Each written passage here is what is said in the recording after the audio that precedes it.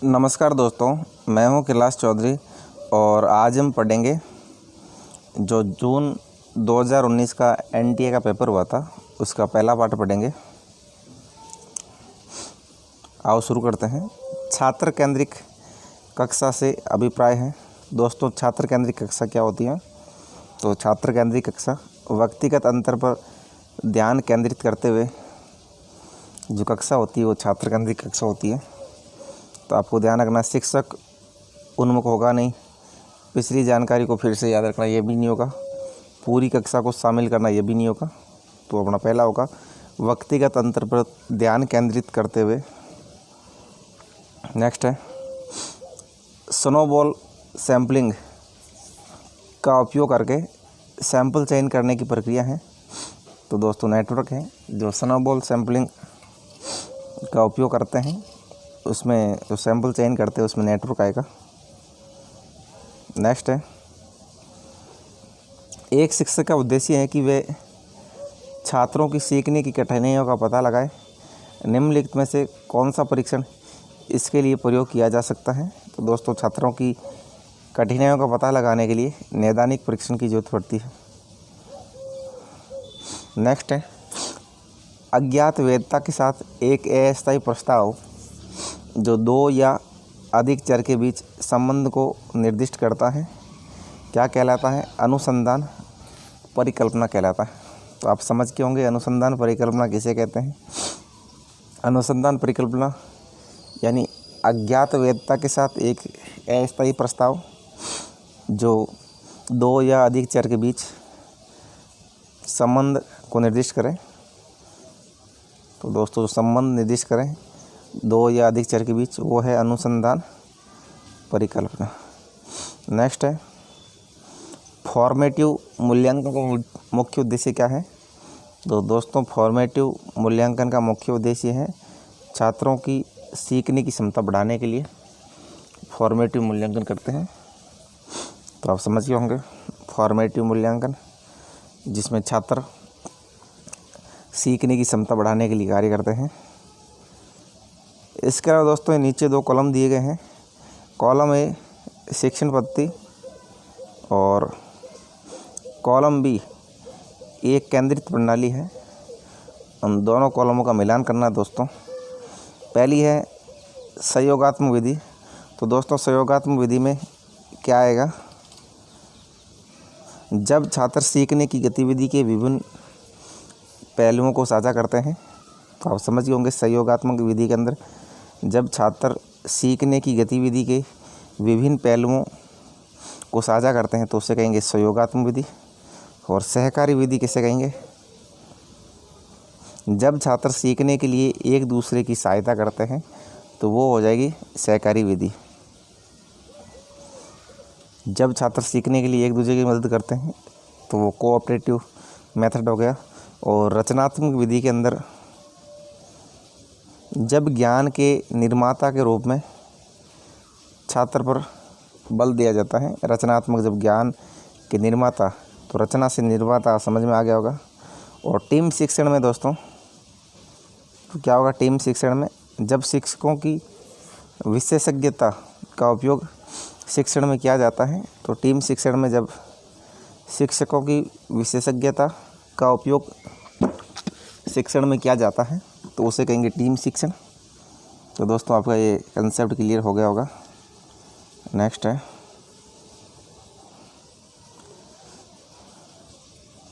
निम्नलिखित शिक्षण उपकरणों का उपयोग कक्षा में एक शिक्षक द्वारा लाइव इंटरएक्टिव डिवाइस के रूप में किया जाता है। तो दोस्तों, कौन से शिक्षण उपकरण का उपयोग कक्षा में एक शिक्षक द्वारा लाइव इंटरएक्टिव डिवाइस के रूप में किया जाता है? तो दोस्तों, स्काइप को हम लाइव इंटरएक्टिव डिवाइस होता है। ऑनलाइन बातचीत ये भी लाइव होती है और टेली कॉन्फ्रेंसिंग ये भी लाइव होती है। ईमेल दोस्तों लाइव नहीं होता है, फेसबुक भी लाइव नहीं होता है, ब्लॉग भी लाइव नहीं होता है। तो बी सी और डी आएगा। अगला है निम्नलिखित में से किस अनुसंधान प्रतिमान में प्रतिभागियों के परिप्रेक्ष्य के संदर्भ में चिंतन का केंद्र बिंदु वास्तविकता की व्याख्या करने पर है तो दोस्तों ये है नृवंश विज्ञान अनुसंधान। तो क्या है नृवंश विज्ञान अनुसंधान? अनुसंधान प्रतिमान में प्रतिभागियों के परिप्रेक्ष्य के संदर्भ में चिंतन का केंद्र है। अगला है अनुसंधान डिजाइन, जिसमें निरंतर आधार पर तथ्यात्मक जानकारी एकत्र करना आवश्यक है। क्या कहेंगे? उसे कहेंगे लॉन्जिट्यूडनल स्टडी डिजाइन। तो इसे कहेंगे लॉन्जिट्यूडनल स्टडी डिजाइन। एक अनुसंधान डिजाइन है जिसमें निरंतर आधार पर तथ्यात्मक जानकारी एकत्र करना आवश्यक है। नेक्स्ट है दोस्तों एरिक मैडलाइन और ABI एरिक मैडलाइन और ABI सूचना उदाहरण है दोस्तों। ये किसके सूचना उदाहरण है? तो ये इलेक्ट्रॉनिक डेटाबेस के उदाहरण है। तो आप समझ गए होंगे एरिक मैडलाइन और ABI ये हैं इलेक्ट्रॉनिक डेटाबेस के उदाहरण। उसके बाद है दोस्तों एक गद्यांश है, उसको आप पढ़ना है फिर उत्तर देते हैं। पहले एक बार हम गद्यांश पढ़ लेते हैं। मनुष्य और पशुओं के बीच एक महत्वपूर्ण अंतर भाषा का है और जानवरों के पास एक अल्प विकसित सूचना प्रक्रिया है, लेकिन इस प्रक्रिया में मानव भाषा की भांति विशेषज्ञता और जटिलता नहीं है। यदि दो कुत्ते संवाद करते हैं तो वे जानकारी तो प्रदान करते हैं, लेकिन वे उन विवरणों पर चर्चा नहीं करते हैं जिन तरह से मनुष्य कर सकते हैं। जबकि भाषा की शक्ति से मनुष्य धन्य है, परंतु अधिकांश समय वे अपनी चरम क्षमता का उपयोग नहीं करते हैं।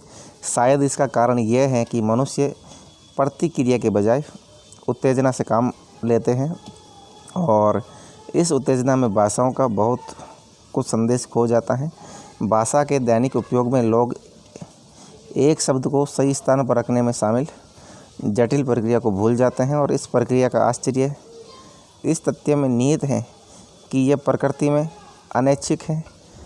आवश्यक संदेश से शब्दों के निर्माण के लिए श्रृंखला का पूरा सेट मस्तिष्क में कमांड होता है और इसमें वोकल कॉर्ड्स का संचालन और साथ ही फेफड़े और मुंह का संबंधित संचालन सेकंड के भीतर होता है। शायद बोलने से पहले सोचने का पूरा सुझाव एक मूक दुनिया को जन्म दे सकता है। अगला दोस्तों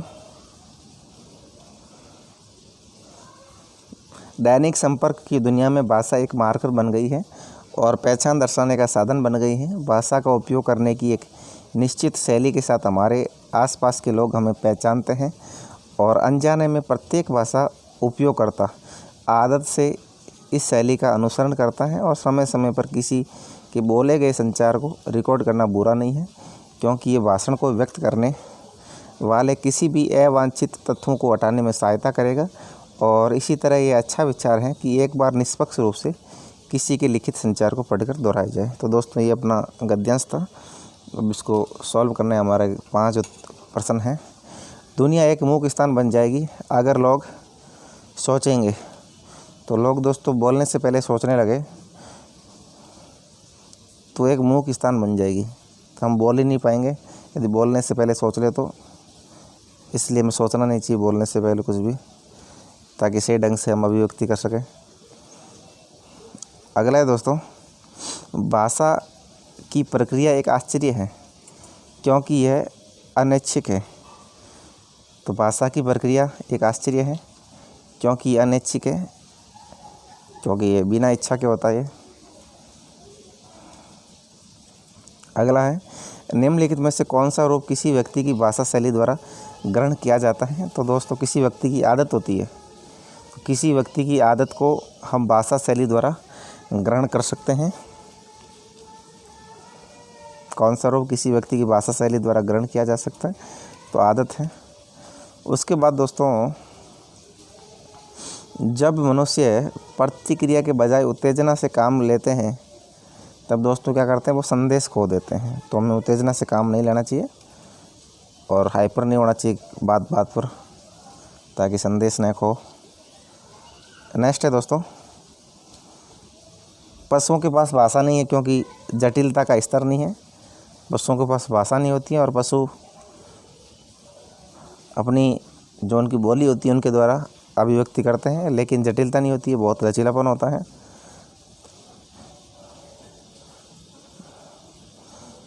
नेक्स्ट है दोस्तों, नीचे दिए गए तर्क पर विचार करें। ध्वनि नश्वर है क्योंकि वे अदृश्य हैं।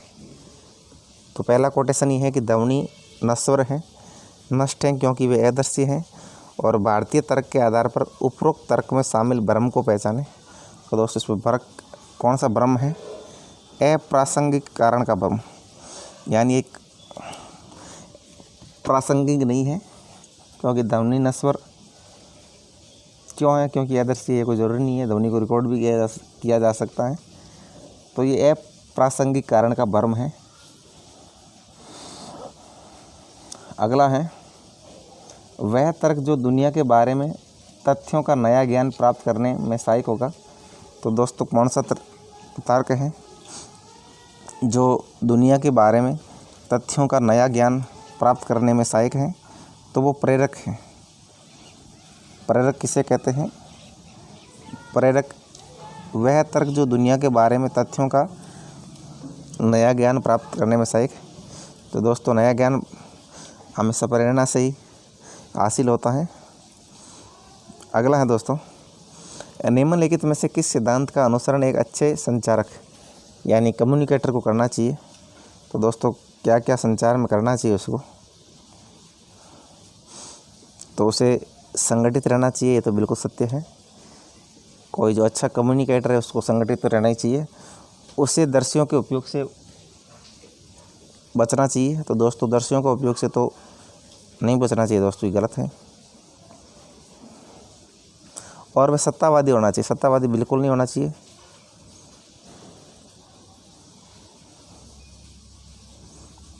और उसे माध्यम में समायोजित करना चाहिए। दोस्तों समायोजित ज़रूरी है। और उसे कहानी कहने का अच्छा तरीका आना चाहिए। दोस्तों कम्युनिकेटर की ये सबसे अच्छी खासियत होती है कि उसे कहानी कहने का अच्छा तरीका भी आना चाहिए और उसे माध्यम में समायोजित होना चाहिए और संगठित रहना चाहिए। तो इसका ए, डी और ई करेक्ट है। अगला है दोस्तों, एक व्यक्ति 1800 रुपये में एक घड़ी बेचकर 10% हानि उठाता है। तो 10% लाभ अर्जित करने के लिए घड़ी को किस कीमत पर बेचा जाना चाहिए? तो दोस्तों ये गणित का सवाल है।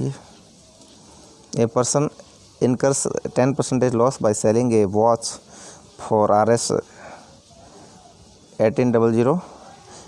It means SP 1800 and loss percentage 10%. तो दोस्तों इसका क्या फार्मूला बताया इन्होंने? तो 1800 रुपये में बेचता तो कितना लॉस होगा? 10% का लॉस होता है। 100/90।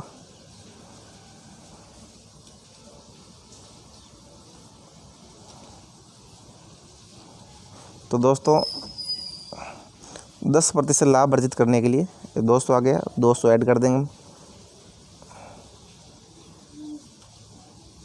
तो इसका 2000 आ गया। तो 2000 रुपये में बेचा जाएगा उसको। 1800 जो हानि में बेचा गया है और 100% तो ऊपर आएगा और 90% में हमने बेचा है।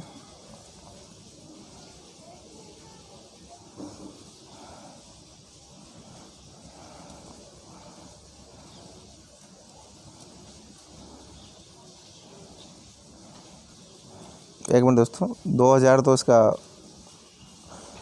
घड़ी को खरीदी है। अब लाभ देखते, लाभ तो 2000 का 10% कर लो। 2000 इंटू सीधा 110 कर लो आप। 110/100।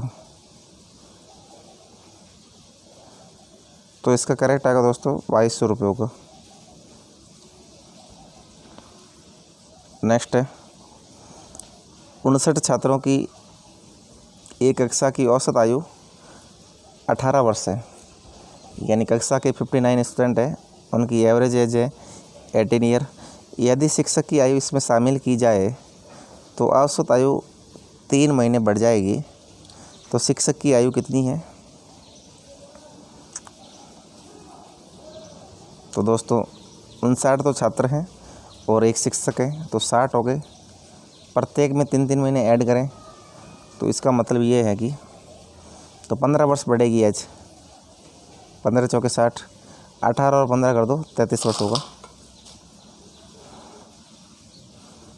अगला है, नीचे 2 सेट दिए गए हैं जिसमें सेट एक संचार में शामिल श्रोता के प्रकारों का वर्णन करता है, जबकि सेट 2 उनकी विशेषताओं को इंगित करता है। तो दोस्तों संचार में शामिल श्रोता गैर श्रोता हैं, मार्जिनल श्रोता हैं।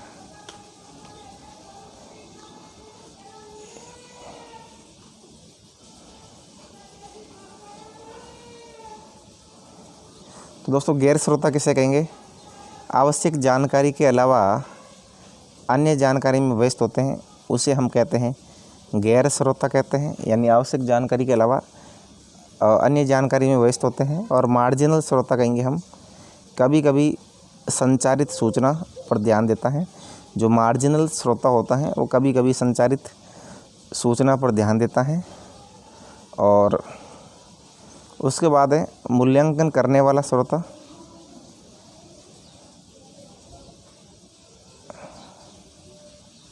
जो दोस्तों मूल्यांकन करता है वो क्या करता है?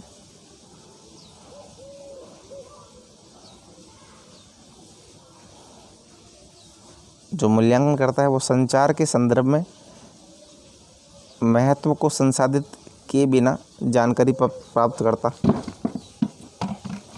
तो ये भी आपको पता होना चाहिए कि मूल्यांकन जो बंदा करेगा वो संचार के संदर्भ में महत्व को संसाधित किए बिना जानकारी प्राप्त करता है। और सक्रिय श्रोता किसे कहेंगे?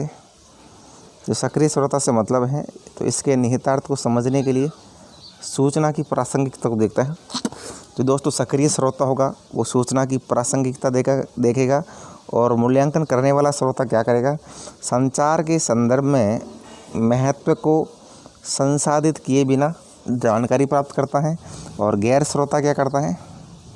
तो गैर श्रोता आवश्यक जानकारी के अलावा अन्य जानकारी में व्यस्त रहता है। और मार्जिनल श्रोता कभी कभी संचारित सूचना पर ध्यान देता है। अगला है, एक कक्षा शिक्षण के संदर्भ में गैर मौखिक संकेतों के रूप स्माइल या फ्रांस का उपयोग किए जाने पर निम्नलिखित आधारभूत कार्यों में से कौन सा कार्य प्रदर्शित होता है? तो दोस्तों स्थानापन्न कार्य प्रदर्शित होता है। तो स्थानापन्न कार्य किसे कहते हैं? ये कक्षा शिक्षण के संदर्भ में गैर मौखिक संकेतों के रूप में स्माइल या फ्रांस का उपयोग किए जाने पर निम्नलिखित आधारभूत कार्यों में से ये स्थानापन्न कार्य प्रदर्शित होता है। अगला है, निम्नलिखित में से किस तत्व को एक अच्छा कक्षा संचार अपनाना चाहिए?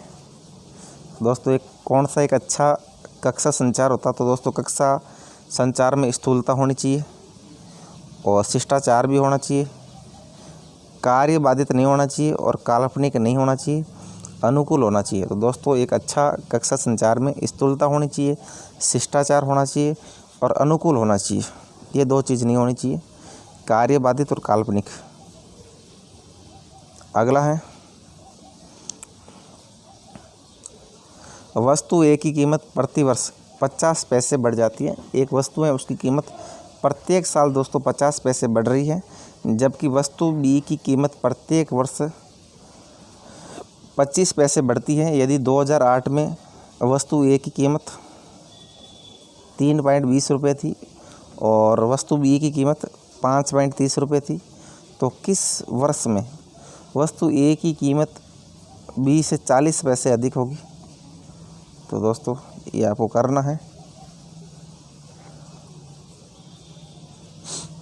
आप इसको जोड़ जोड़ के भी कर सकते हैं। यदि आपको फॉर्मूला नहीं आता है तो आप ऐसे करें कि 2008 में ए वस्तु 3.20 और बी वस्तु 5.30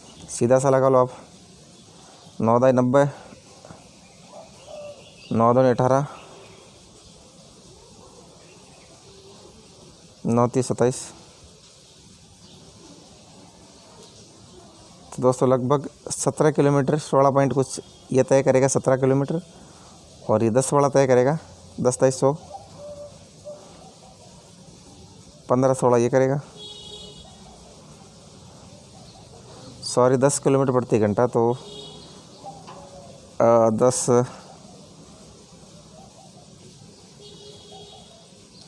ये चल पाएगा अपने 15 किलोमीटर चल पाएगा ये, और ये चल पाएगा 17 किलोमीटर।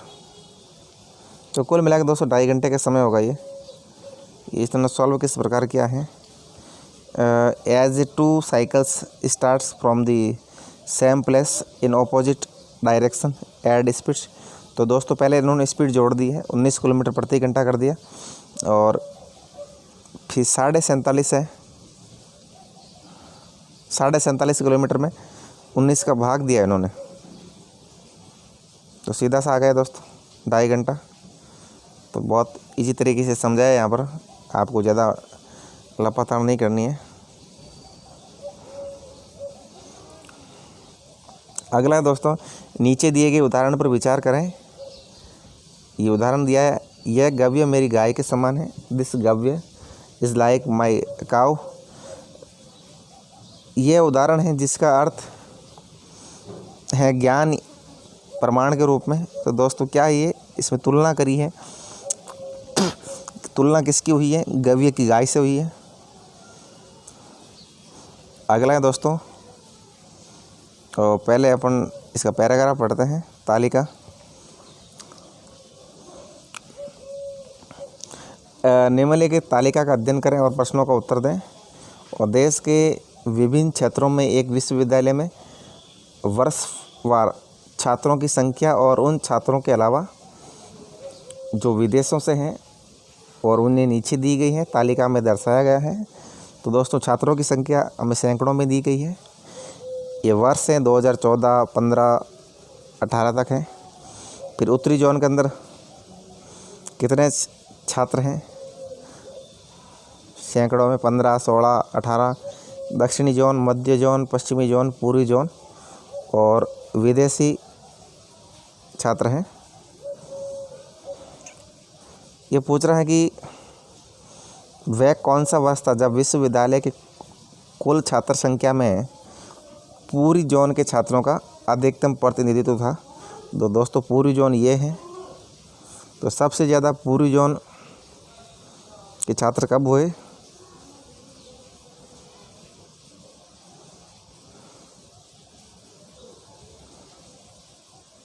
तो पूरी क्षेत्र के छात्रों का अधिकतम प्रतिनिधित्व था।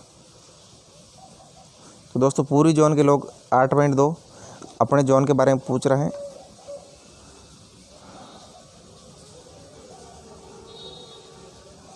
– 2018 ऑप्शन 8.5 कैसे सॉल्व किया इसने। –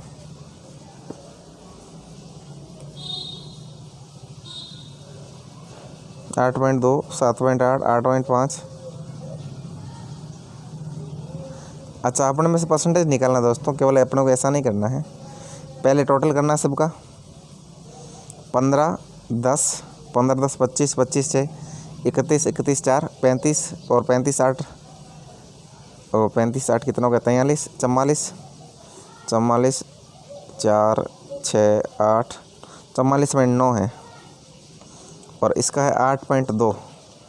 तो 8.2 में 44.9 का भाग देना। इसी तरह इसने प्रत्येक जोन में भाग दे के देखा है कितना क्या भाग होता है। तो दोस्तों 0.7 आया है सबसे ज़्यादा, 0.18 है 2014 में। तो दोस्तों इस तरह ये सवाल होगा, आपको ध्यान रखना है। इस सवाल कई बार मुझे भी समझने में गलती हुई है। वह कौन सा वर्ष था जब विश्वविद्यालय के कुल छात्र संख्या में पूर्वी क्षेत्र के छात्रों का अधिकतम प्रतिनिधित्व था। अगला है दोस्तों,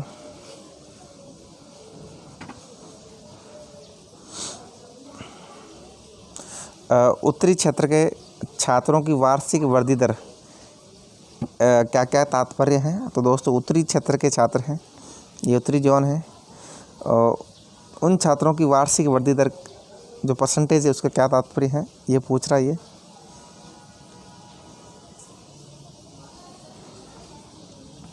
तो ये किस प्रकार करेंगे दोस्तों, सॉल्व करते हैं नीचे। 2014 से 15, तो 16 में से 2015 के अंदर 16.2 था, 2014 में 15.1, तो 16 में से 15 माइनस करेंगे और पहली वाली संख्या का भाग जाता है हमेशा। तो इसने करा है 16.2 माइनस 15.1 भाग 15.1 इंटू 100 करा है। और इसी तरह इसने प्रत्येक साल का निकाला है 17.2, 16 तो दोस्तों इस तरह इसने सॉल्व किया है।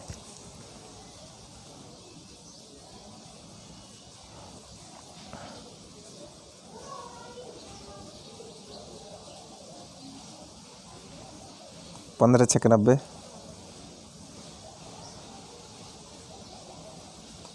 इसको माइनस करेंगे दोस्तों, एक कुछ आएगा, इसका 1.1 आएगा।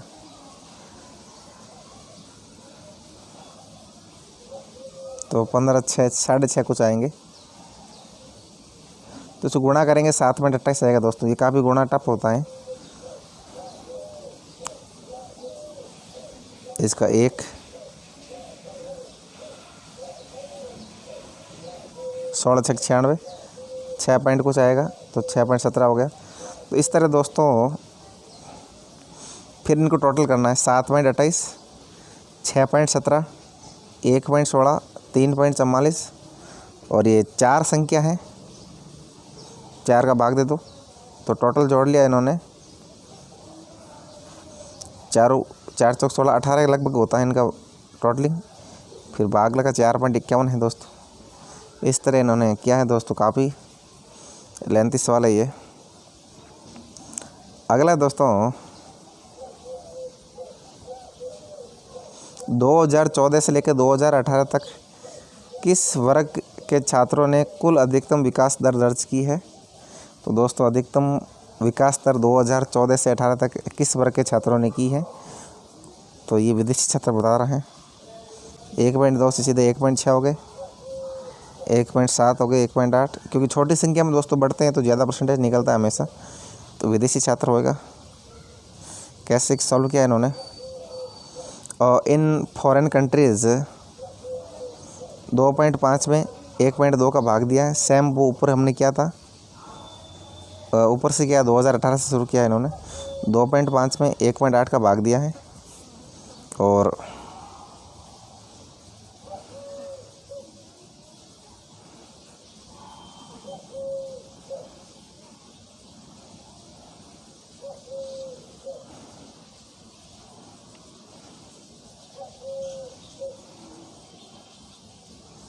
तो दोस्तों इन्होंने क्या किया, पहले साल के अंदर अंतिम साल का भाग दिया है। देखो आप देखिए, ये 2014 में विदेशी छात्र 1.2 थे और 2.5 थे 2018 के अंदर। तो 2.5 में 1.2 को माइनस किया और भाग दिया 1.2 का।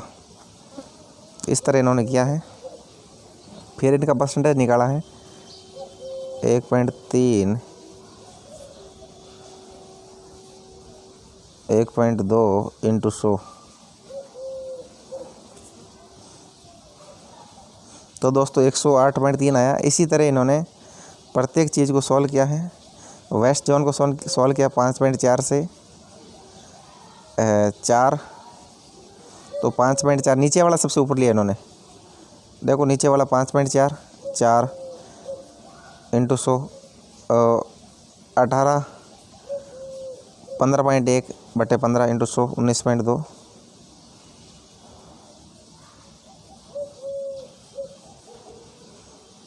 तो इसी तरह सबसे ज़्यादा परसेंटेज है दोस्तों फॉरेन का आगे 1.2 से सीधा 2.5 आ गया, डबल हो गया, 108.3 परसेंटेज का इजाफा हुआ है। तो देखते ही बन रहा है दोस्तों, ये देखते ही सही कर लेंगे हम। पहले नंबर पर फॉरेन है, फिर वेस्ट जोन आएगा, फिर नॉर्थ जोन, फिर ईस्ट जोन। तो दोस्तों आशा है कि आपको समझ में आया होगा ये।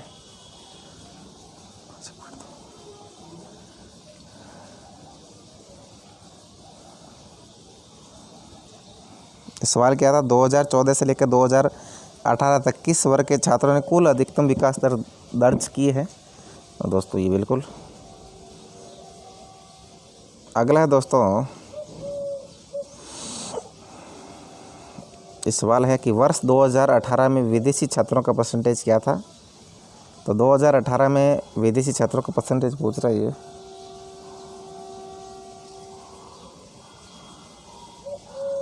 तो परसेंटेज पूछा दोस्तों इसने, ये डायरेक्ट नहीं पूछा, आप सबको टोटलिंग कर लो। 18, 10, 6, 5, 8 फिर 100 से गुणा करके आप इसको कर सकते हैं। 2018 में से क्या क्या है, हाँ ये 51 होता है। टोटलिंग देख लो 18, 10, 28, 28 और 6 34, 1 35, 35 5 कितना होता है 40, 40 8 48 और 49 हो गया। और 49 और 2.5 और हो गए 50, 51, 51.5 हो गया। सो 2.5 इसका परसेंटेज है विदेशी का। फिर 51.5 में गुणा 100 से कर लिया। तो दोस्तों इसको गुणा करेंगे तो 4.85 होगा लगभग। 51 2 से तो भाग जाएगा नहीं, 2 ज़्यादा हो जाएगा, लेकिन आप अप्रोक्सीमेटली 2 मान लो आप इसको। 1 पॉइंट कुछ होगा 80 ऐसा कुछ होगा। तो 2.5 से गुणा करेंगे दोस्तों 4.85 आएगा। ये होगा नहीं, ये ज़्यादा कम पड़ जाएगा 4.85। ठीक है। अगला है दोस्तों, वर्ष 2014 से लेकर 2018 की अवधि के दौरान किस क्षेत्र में चक्रीय भिन्नता प्रदर्शित होती है। दोस्तों कौन सी क्षेत्र में चक्रीय भिन्नता लगती है। तो पूरी क्षेत्र बता रहा है 8.2 फिर 7.8 हुई है, फिर 8.5 फिर 7.6। चक्रीय भिन्नता मतलब पहले बढ़ी है फिर घटी है, फिर बढ़ी है फिर घटी है, इसे कहते हैं चक्रीय भिन्नता। तो दोस्तों चक्रीय भिन्नता प्रदर्शित पूर्वी क्षेत्र के अंदर है। तो ये 8.2 7 फ्रॉम 8.2 डिक्रीज टू 7.8 कम हुआ है। फिर the increase to 8.5, then decrease 7.6, then increase 8.6। So east zone exhibits cycle variation.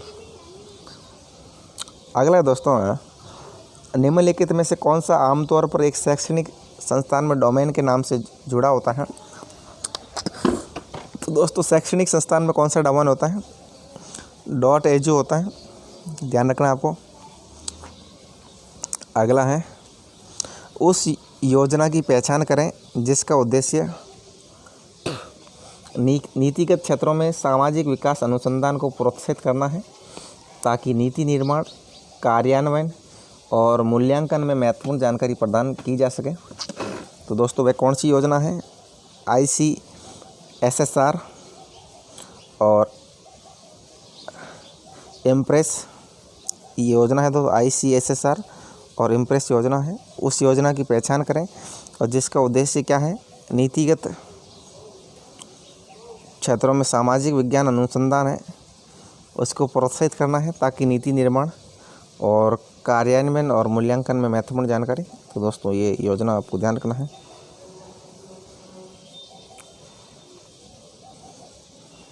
सामाजिक विकास अनुसंधान, कन्फ्यूज नहीं होना दोस्तों। और किसी कंपनी के व्यवसाय का संचालन करने के लिए इलेक्ट्रॉनिक प्लेटफॉर्मों के उपयोग को शामिल करने वाली टर्म को स्पष्ट कीजिए। तो दोस्तों जो किसी कंपनी का व्यवसाय है उसको संचालित करने के लिए इलेक्ट्रॉनिक प्लेटफॉर्म का उपयोग करें। तो दोस्तों इसके अंदर क्या आएगा, ई बिज़नेस आएगा। ई बिज़नेस आपको ध्यान रखना है। निम्नलिखित में से किसे सेकेंडरी स्टोरेज का एक रूप नहीं माना जाता है। तो दोस्तों सेकेंडरी स्टोरेज रैम नहीं होता, रैम प्राथमिक मेमोरी होती है। सेकेंडरी स्टोरेज का एक रूप floppy disk secondary memory optical disk secondary और फ्लैश ड्राइव भी सेकेंडरी होता है। रैम होता है दोस्तों, प्राइमरी मेमोरी होता है। अगला दोस्तों स्वयं से क्या तात्पर्य है? SWAYM स्वयं से क्या तात्पर्य है? स्वयं क्या एक ऑनलाइन प्लेटफॉर्म है दोस्तों, तो ध्यान रखना है। स्वयं और study webs of active learning for young aspiring minds is a program by the Ministry of Human Resource Development that enables professors and faculties of centrally funded institutes like IIT, IIM and various central universities to provide their courses for variable subjects for free. It works on the principles of inclusive education for all. तो दोस्तों online platform आता है स्वयं। अगला दोस्तों गैर नवीकरणीय संसाधनों का चयन कीजिए। दोस्तों गैर नवीकरणीय संसाधन कौन से हैं? जो नवीकरणीय नहीं है वही तो गैर नवीकरणीय होंगे। तो दोस्तों प्राकृतिक गैस, यूरेनियम और फॉस्फेट, ये तीनों हैं गैर नवीकरणीय। कौन कौन से हैं? प्राकृतिक गैस, यूरेनियम और फॉस्फेट।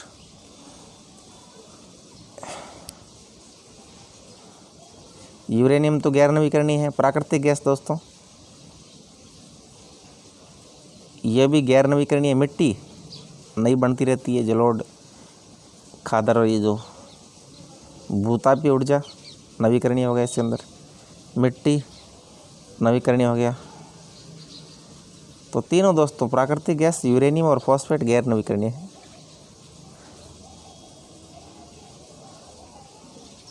ये क्या बता रहा है?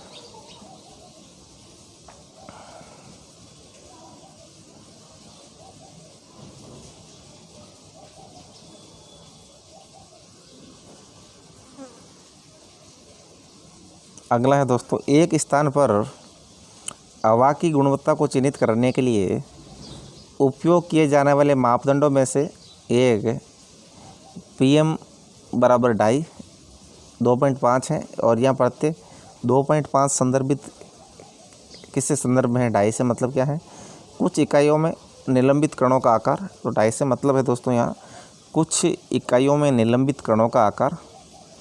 एक स्थान पर हवा की गुणवत्ता को चिन्हित करने के लिए उपयोग किए जाने वाले मापदंडों में से PM 2.5 का मतलब है, पढ़ते 2.5 कुछ इकाइयों में निलंबित कणों का आकार।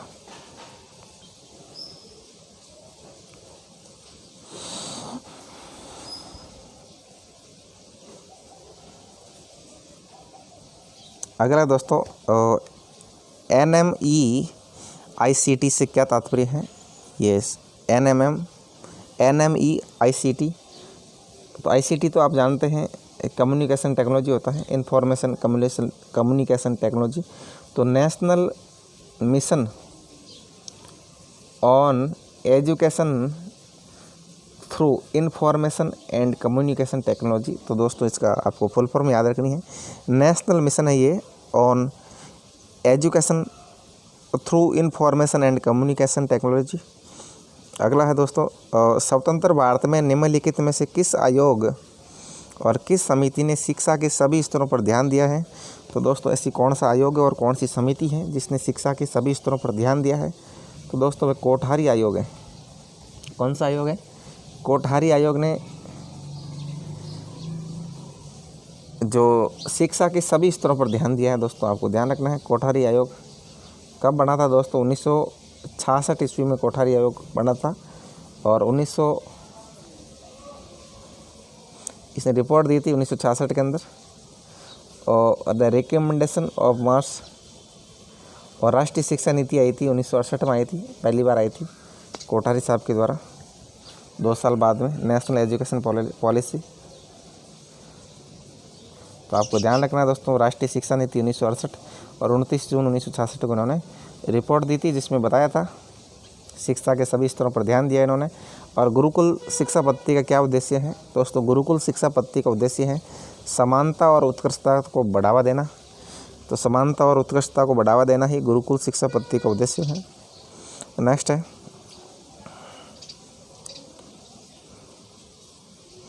प्रदूषित जल के कारण निम्नलिखित में से कौन सी बीमारी होती है। दोस्तों, जो पॉल्यूटेड जल होता है उसके द्वारा कौन सी बीमारी होती है, तो एक तो होती है गियर्डिया होती है। तो दोस्तों जो अपना डेंगू होता है वो प्रदूषित जल से नहीं होता है, तो ये भी आपको ध्यान होना चाहिए दोस्तों। प्रदूषित जल से एक तो गियर्डिया होगा, एक होगा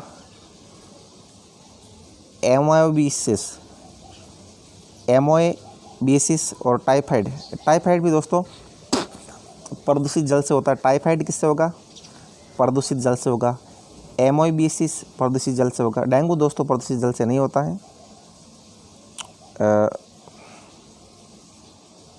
बिल्कुल दोस्तों।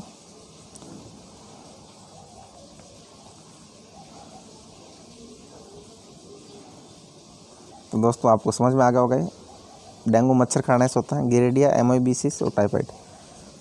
अगला दोस्तों उन्नत भारत अभियान योजना का क्या उद्देश्य है। तो उन्नत भारत अभियान योजना का उद्देश्य है देश में कम से कम 5 गांवों के साथ उच्च शिक्षण संस्थान को जोड़ना। तो आप समझ गए होंगे दोस्तों, उन्नत भारत अभियान योजना है। उन्नत भारत अभियान योजना इसका उद्देश्य है कि देश में जो कम से कम है 5 गांवों के साथ उच्च शिक्षण संस्थान को जोड़ना है, यानी कम से कम 5 गांवों को जोड़ो आई एजुकेशन में, उन्नत भारत अभियान। अगला दोस्तों निम्नलिखित में से कौन सा डिवाइस कंप्यूटर को टेलीफोन लाइनों पर डेटा संचारित करने में सक्षम बनाता है। तो कौन सा डिवाइस है जो कंप्यूटर को टेलीफोन लाइनों पर डेटा संचारित करने में सक्षम बनाएगा। तो दोस्तों वो मॉडेम होता है, जिसे मॉड्यूलेटर डीमॉड्यूलेटर कहते हैं। वो क्या करता है, वो कंप्यूटर को टेलीफोन लाइनों पर डेटा संचारित करने में सक्षम बनाएगा। अगला दोस्तों निम्नलिखित में से कौन सा गैर वाहन प्रदूषण है। तो दोस्तों गैर वाहन प्रदूषण कौन सा है, तो क्लोरोफ्लोरोकार्बन है। वो गैर वाहन प्रदूषण है, वाहन के अलावा होता है, वाहन से नहीं होता दोस्तों। CFC तो फ्रिज के द्वारा हो गया, AC में हो गया, इनमें होता है प्रदूषित। कार्बन मोनोऑक्साइड वाहन से होगा। हाइड्रोकार्बन जिसमें प्रदूषण होगा वो भी वाहन से होगा। कणिका तत्व वो भी वाहन से होगा, CFC नहीं होता दोस्तों। Then CFC and SCFC are not released from the vehicular pollution। अगला है दोस्तों निम्नलिखित में से कौन सा कार्बन डाइऑक्साइड गैस का सबसे अधिक ह्रास करता है। दोस्तों सबसे अधिक कार्बन डाइऑक्साइड गैस का ह्रास करेगा 1 बर्फ़ की चादरें और घास के मैदान। तो महासागर होता है, तो दोस्तों जो महासागर होता है सबसे अधिक कार्बन डाइऑक्साइड CO2 गैस का ह्रास करता है।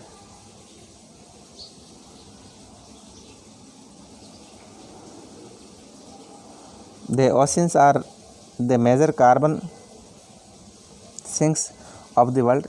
यानी सबसे ज़्यादा जो कार्बन सौंकते हैं वो होते हैं महासागर। They are called reservoir of the carbon released into the atmosphere as the ocean consists of rich vegetation within them which require carbon dioxide for the process of photosynthesis। These oceans intake almost quarter of the carbon produced in the world। Second largest ocean sinks are the forest। So दूसरा दोस्तों carbon का जो ह्रास करता है वो forest होता है।